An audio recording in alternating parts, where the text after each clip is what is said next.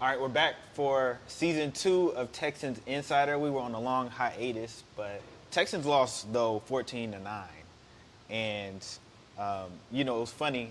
Reaction Monday is always funny, Sam. Looking at my mentions, having some discussions with some Texans fans. Most of them were pretty sane, but I had a few who were already throwing C.J. Stroud in the trash, which I thought was really interesting because it doesn't make any sense. Do they really want to be in quarterback purgatory again? And but am I wrong to say that these fans have lost their mind? I think you are. You're right. You're not wrong at all. I think the quarterback history of this Houston Texans team, the stability that C.J. Stroud has had over these couple of years, and the promise that he's shown, you don't really want to jump into that quarterback purgatory again. Those quarterbacks that are franchise quarterbacks are hard to come by. So when you have one like C.J. Stroud, who's shown that he can be like that, you don't want to give that away. I mean, what's the alternative? I mean, do you want to go back with Davis Mills, who he's a lot better than what he was when I first covered him, but that wasn't good? Or what do you want to do? You want to try to draft somebody else? None of that makes any sense. You look around the NFL, it is difficult to come by a quarterback year after year. Look at the Cleveland Browns. Look at the Chicago Bears. And they finally got Caleb Williams, but for years they couldn't find a quarterback situation. And those teams were bottom of the barrel for that reason. So, I think those fans shouldn't worry about CJ. He's only in his third season. And, all right, I look at the first game, and I thought CJ played pretty well considering all that he had to go through. He evaded the pocket really well. And I think the biggest thing was I thought he looked a lot more comfortable than he did many times late last year. I mean, I don't know if you see the same thing. Yeah, I think one of the Texans' best weapons yesterday was CJ using his legs to get out of the pocket and evade kind of the pressure that was coming on him. He had a lot of pressure coming at him still. That's still an issue with this offensive line, but I think CJ looked a lot more poised with knowing when to, hey, let me scramble, let me get out of the pocket, let me use my legs. Hey, let me find that quick option, let me get the ball out of his hands. So I think we're in the same page that CJ did look a lot more comfortable, or if it's not more comfortable, a lot more poised going against that pressure and getting the ball out. Yeah, because, the offensive line was not good. I'm not going to say they were as bad as they were in 2024 when they just couldn't block anybody. Their protections were just off. But, C.J. Stroud was pressured in a lot of situations, 41.2% of his dropbacks. Ariante Ursary struggled, which I'll get more into that. And I'm not even going to blame Ariante Ursary. Cam Robinson struggled. I think Laken Thompson had 4 pressures. They didn't do C.J. Stroud any favors. It was a wonder how they were even able to move the ball downfield so efficiently at times. Now, they got a score, of course, but the offensive line, that and the penalties is what killed them. Absolutely. I think the penalties are the biggest thing. That this team was penalized heavily to start the season last year. They were able to get over some of those things with, turn those games into victories just because they weren't playing really high-quality opponents. But when you have 11 penalties for 80 yards against a team like the Los Angeles Rams, who took the Super Bowl champion Eagles to the wire last year, you're not going to be able to overcome those types of things. So those are things that the Texans really need to clean up. Yeah, I think the Rams are still an elite team, but 7 of those 11 penalties were on offense. You had false start. You had illegal shifts, face mask penalty on Blake Fisher. And that's not to call him out, but there was a face mask just to let you know that was on offense. Too many of those self-inflicted mistakes, and D'Amico talked about it. If they could just clean up those pre-snap penalties, he's fine with the aggressive penalties, but the pre-snap penalties are things that shouldn't happen. Delay a game, that wasn't good. Now, I tend to think that this comes with having a new offense. We saw this in 2023 when Bobby Slowick first came along. We saw some of the same things. At the same time, it's inexcusable. If they clean up those penalties, I think they could beat the Rams. It was a one-possession game, ended in a fumble. What are we talking about here? Yeah, I think all those pre-snap penalties, even the aggressive penalties, which will get better with advanced technique and fixing some of those kinks. those really had the Texans playing behind the ball and kind of in those third and long situations that we saw a lot last year. That's where this Texans offense really struggles, when they're playing behind schedule. They're getting out of their rhythm. They aren't able to hit players like Nico Collins like the way that they want to. They're not able to really get that running game going like they want to. So those pre-snap penalties, those aggressive penalties that can be remedied are things that, if they do get them cleaned up, are going to make this offense move a lot better. I have two problems with what I saw from the coaching staff, and I don't know if you'll agree with me or disagree, and it's fine if you disagree. But the first thing I hated was D'Amico Ryans making the decision to basically do a switcheroo with the entire offensive line. Instead of just putting, because Ed Ingram obviously suffered that injury during practice and wasn't able to play on game day, but instead of just elevating Juice Scruggs as a starter, who I think performed pretty well in the playoffs last year. Now maybe the coaching staff have been seeing stuff. I do think the fact that they did not elevate Juice Scruggs speaks to how they feel about him, and that's unfortunate. But I thought they should have done that. But instead, they switched Ariante Ursary from left tackle to right tackle, start Cam Robinson, move Titus Howard from right tackle to right guard. Your best lineup had Ariante at left tackle, Titus Howard at right tackle. Why do that? Why, mess with the chemistry? It was crazy because Cam Robinson goes out. They put Ariante at left tackle, Blake Fisher at right tackle. Cam Robinson comes back in. Ariante goes from left tackle to right tackle. Like, how does he work with that? Yeah, I think that's a really tough position to put a rookie who's making his first career start in, is to move him, a day 2 or 2 days before the game, when he's played at one position for the past 4 weeks at camp. Now he's playing the old position again. I think that's a really tough position to put him in. I think that really showed kind of early on in the game that he wasn't comfortable playing that right tackle position. And then when he did go back to left tackle when Cam Robinson got injured, I think he was playing a little bit better, even though it was for a little bit, only a couple of plays. But yeah. I think he looked a lot more comfortable in that position. So I think it's a lot to, D'Amico said that he played right tackle and left tackle, and he did a good job of balancing that during camp. But I think to put a rookie in that position is not the best practice to do there, especially when he's going up against a pretty solid defensive line in this Rams team. Yeah, and D'Amico, he didn't like that question in particular. Kind of said the offensive line was an offensive line combination and you got to step up. Yeah, you got to step up, but, that's a difficult situation to put a rookie in. I can't imagine Juice Scruggs would have done that bad from the right guard spot, especially when you got, Titus Howard right beside you. I think Jack Andrews is going to be a solid player for them. I just didn't get it.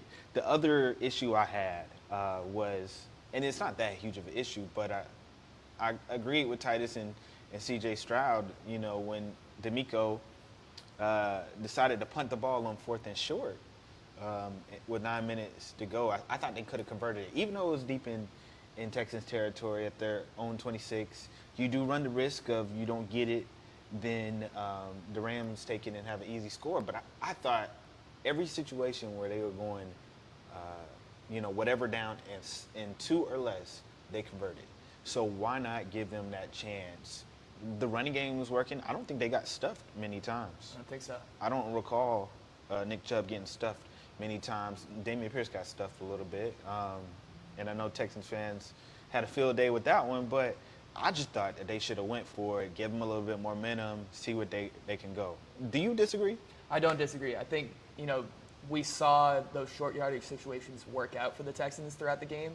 You have a physical runner like Nick Chubb that you can turn around, give the ball to, and he's going to get at least 2 yards for you probably. We even saw the Texans pull out a quarterback sneak with CJ. He was able to get the first down on that. So either of those two options, you are risking the chance of giving the Rams the ball back with good, good field position. But the thing is, your offense isn't really getting that much momentum. To give that away when you have a chance to kind of build on some things is probably, it's stagnating things. Yeah. So I'm glad we're on the same page about that. I want to move into our second segment, and you did your film review. I don't want to act like the Texans defense played bad because they only gave up 14 points to a Sean McVay-led offense. Mm-hmm. But there were some things that you saw that were pretty interesting.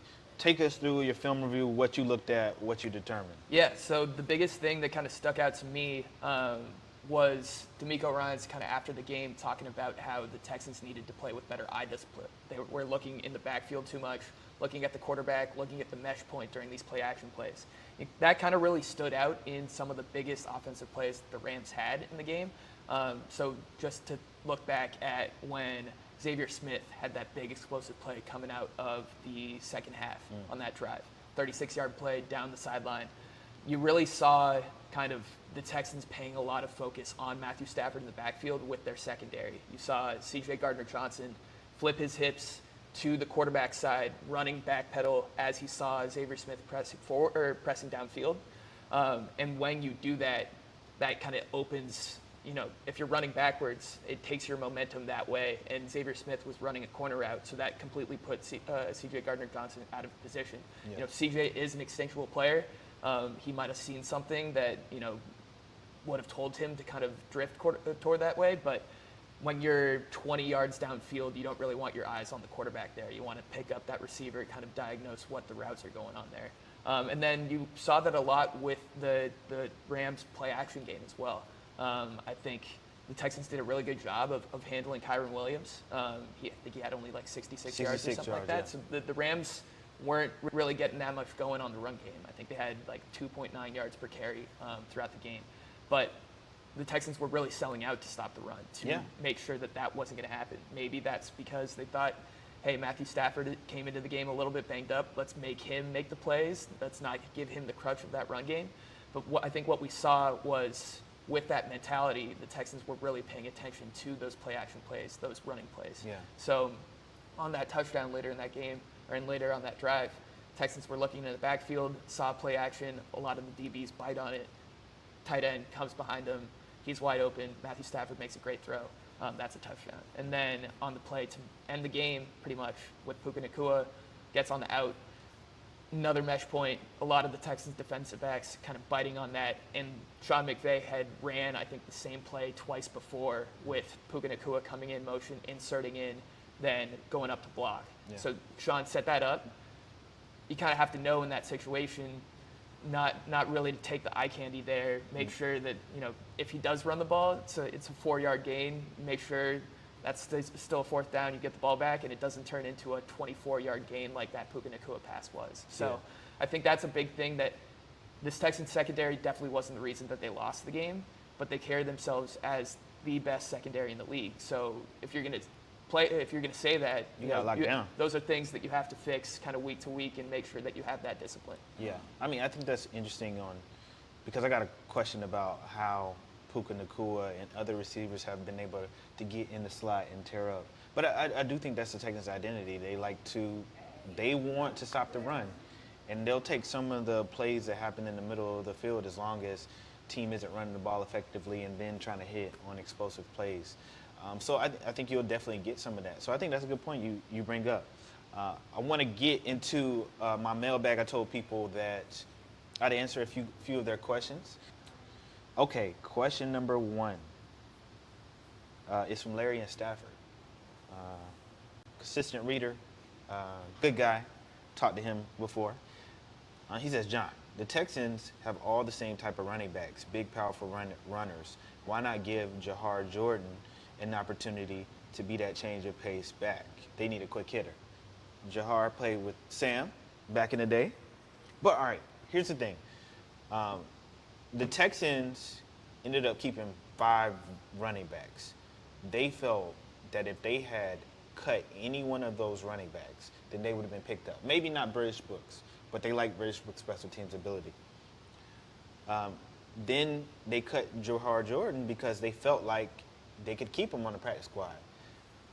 Having said that, I think he'll be a factor at some point this season. Running backs get hurt.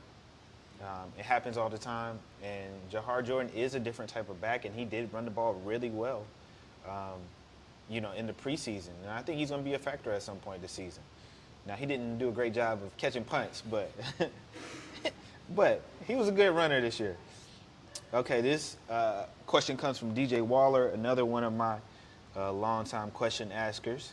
Nick Caley's first game as the Texans OC was underwhelming. Had some good moments, but overall murky. What stood out to you comparing Nick Caley's performance to Sean McVay's? I went back and looked at the stats. I think the Rams had 31 more yards. They had the same amount of first downs, 18. They ran the same amount of plays. The difference wasn't much, and it was a 5-point difference in the points as well. Obviously, the difference is the amount of touchdowns. Sean McVay and his offense figured out a way to get it into the end zone.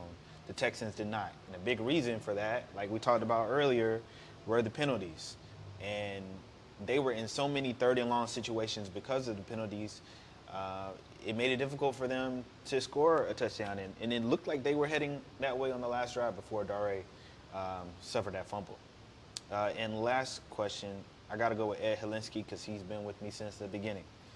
What, if anything, good came out of Sunday's loss? And in your opinion, what needs fixing immediately? I mean, that's an easy question.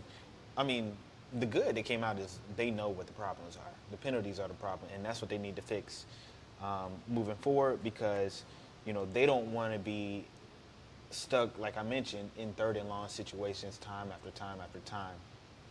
We saw a lot of that last year with last year's offensive line, and it obviously had an effect on C.J. Stroud. And this is only game one. They'll have a chance to figure things out with this new offense, but they got to fix that immediately. Okay. Any other parting words before we close out this podcast? No, I think the question about Jawar is definitely interesting. That he is a different, change of pace back, but I think this Texans running back room, I don't think the running game was the problem on Sunday. It wasn't. I think Nick Chubb looked pretty well. It looked like he has his burst and can still play in this league. Yeah. I think Damian did get shut down a little bit, but they keep Damian because he's their primary kick returner as well. So he has multiple functions on this team.